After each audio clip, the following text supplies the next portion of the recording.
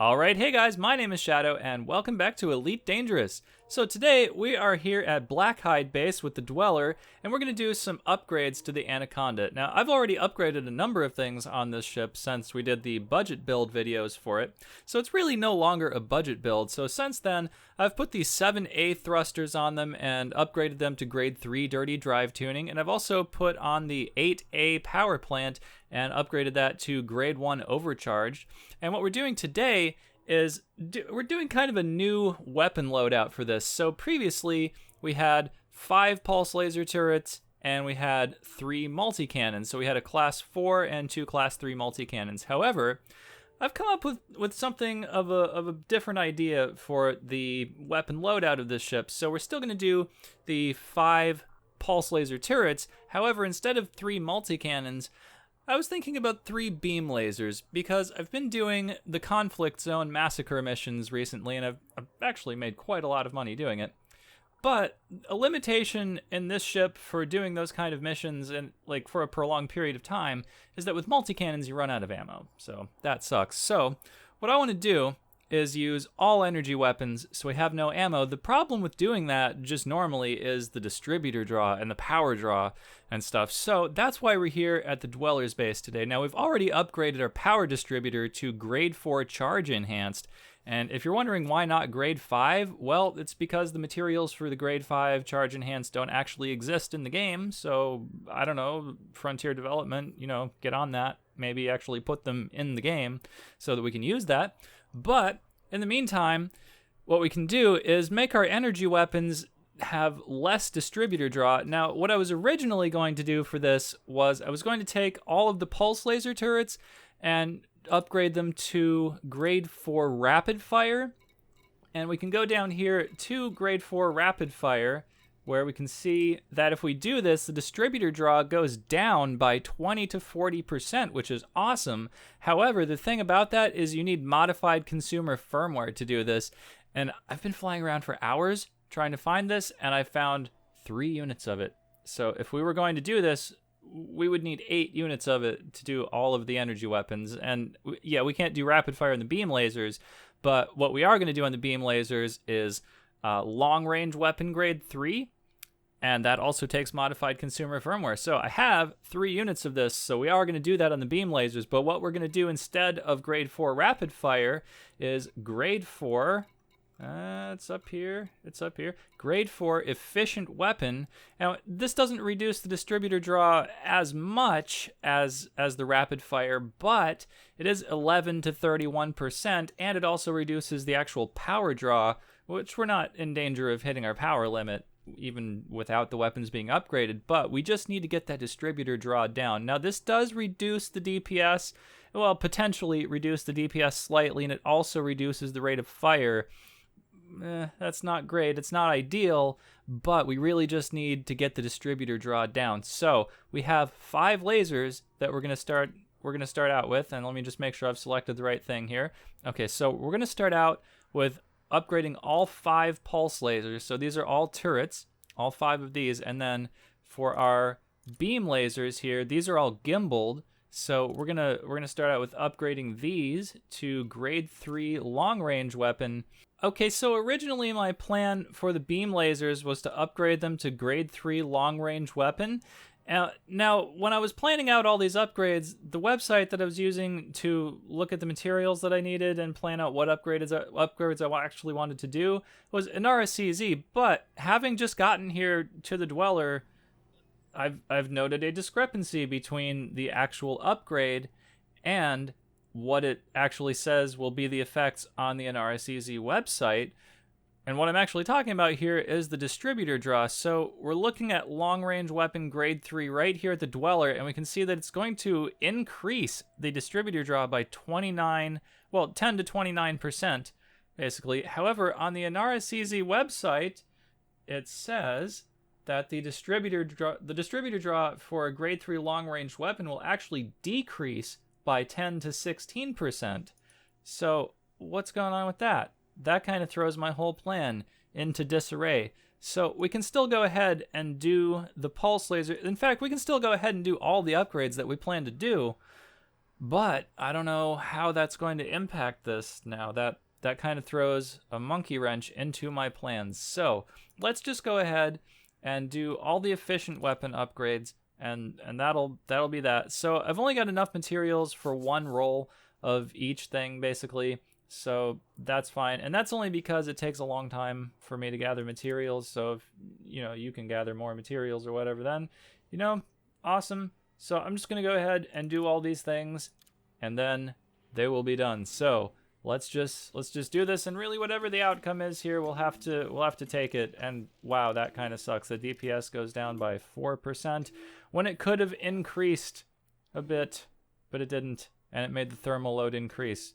Wow, the damage went up a little bit, but the power draw and the distributor draw went way down. Okay, the DPS, that's all right. So, all right. Ah, no, the distributor draw. Stupid secondary effects. Well, it's still decreased by 12%, so that's okay, I guess. Oh, and we actually got an experimental effect. I hope it's something amazing. It's not. Thermal shock. Okay, articulated focus array designed to spread heat effectively. Strikes to shields and hull. Impart additional heat into the target. Okay, well, I mean, we have to apply it. I've only got one roll for each of these things. So cool.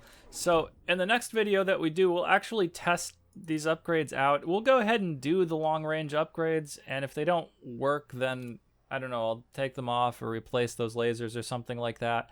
But yeah, so I don't know how this is actually going to work out now, but let's just finish doing our pulse lasers, and then that'll be cool. Okay, so if we could get, better distributor draw reduction, that would be good.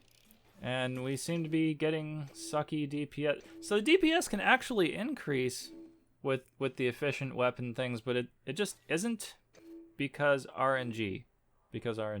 So, okay, we got a 1%. Wait, we got a 1% increase, but we were already at a 1% decrease. So shouldn't that have equaled out to 0? That didn't really move it at all. That's stupid. Weird. Okay, we almost got an experimental effect there, but nah, Wheel of Fortune time. But our distributor draw decreased by 28%, and our power draw decreased by 26%. All right, so let's go ahead and apply that. That's pretty good. Okay, so next one. So we have this 2F pulse laser here, efficient weapon. Or no, not pin blueprint. Oh well, crap. Now I have that pinned. Well, whatever, it doesn't matter. So let's view cost and generate, and same set of parameters basically. Now if we could get a DPS increase, that would be neat. I don't like that it decreases the rate of fire, but we really need that distributor draw to go down as far as possible. So 26% if we don't get any negative secondary effects. Oh, in fact, we got it increased to 28%, so that's pretty good. Okay, we got crappy thermal load there, so whatever. Oh, and this means that the thermal load goes down. I think I said it went up before, or maybe it was in the red, I'm not sure. So whatever. Okay, so we got 1% DPS reduction, 8% rate of fire reduction, but everything else looks pretty good. We got a 7% damage increase, so that's okay. So let's go ahead and apply that. And then we have 2 more pulse lasers to do. So these are our little class 1s, I guess. So preview and generate. And here we go. So same set of parameters. Okay, so we've got 74% reduction in thermal load. Oh, look, we almost got a DPS increase if this doesn't go down in the secondary effects. Okay. And, okay, look at that. Wow, 34% reduced power draw. Look at that. And our distributor draw got nerfed by the secondary effect. Crap.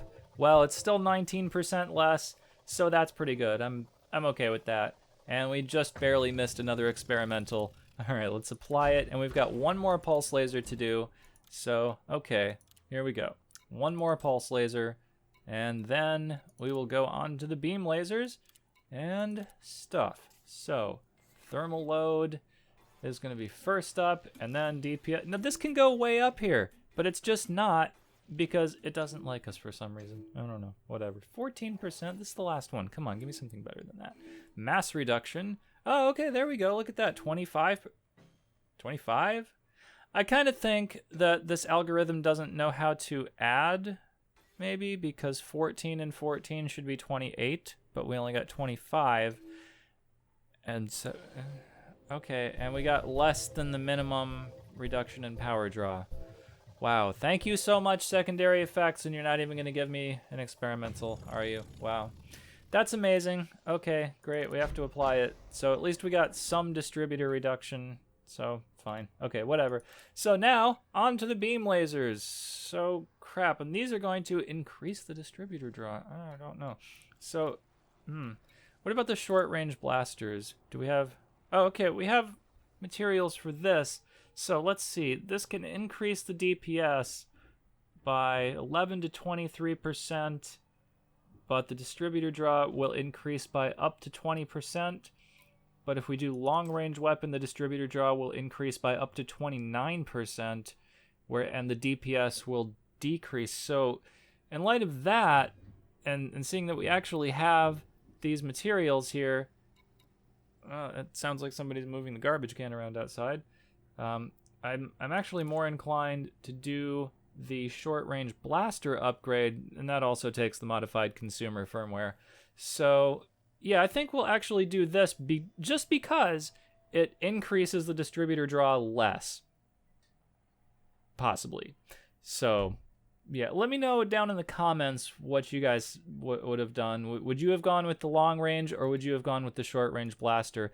I'm going to go with the short range blaster, however, just because what I just said. So let's go ahead and do these, and then we'll do that. So cool. Here we go. So generate, and hopefully we get the maximum DPS increase out of this, if that's how it's going to be. 17%. Well. Okay. And the distributor draw, if we don't get horrible secondary effects, will only go up by 5%, but the integrity is reduced by 22%. Okay, so we got 17% DPS increase, basically. So that's okay. I don't know. That's okay, I guess. Let's apply it. Sure. Why not? Okay, we've got 2 more. That was our 4A, so now our 2 3Cs. So short range blaster here. We've got 2 more attempts, so 1 for each basically, and then same set of parameters. So let's just do this, and then we will have done it. And in the next video, we'll actually test this out and see how it works. So we've got a 20% DPS increase. The distributor draw is going to go up by 14%. Okay, wow, the integrity actually increased by 4%, which is not bad. Oh no! Really? Oh, I hate you so much. But our distributor draw is only going to increase by 1%. 14% DPS increase. I hope this thing realizes that it's just wasting my modified consumer firmware that's really hard to get. That's really the thing that's the hardest to get in here, because it doesn't drop like anywhere, and the missions that give it out only give you 1 unit of it.